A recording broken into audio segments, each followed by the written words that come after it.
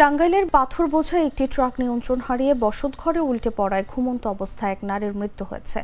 বৃহস্পতিবার সকালে উপজেলার টেপিবাড়িপুর এলাকায় এই দুর্ঘটনা ঘটে। স্থানীয়রা জানান, ফজরের নামাজ আদায় করে রমেজা বেগম ঘুমিয়ে পড়েন। এই সময় তার স্বামী কুদ্দুস নামাজ পড়তে পাশের মসজিদে যান।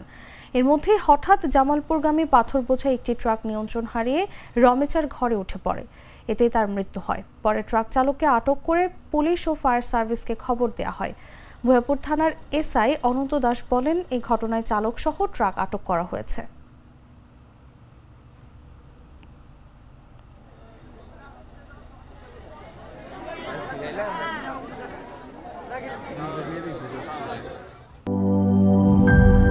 গুড লাক পেনের সফট অয়েল বেসড ইঙ্ক দেয় নিখুঁত লেখার আত্মবিশ্বাস।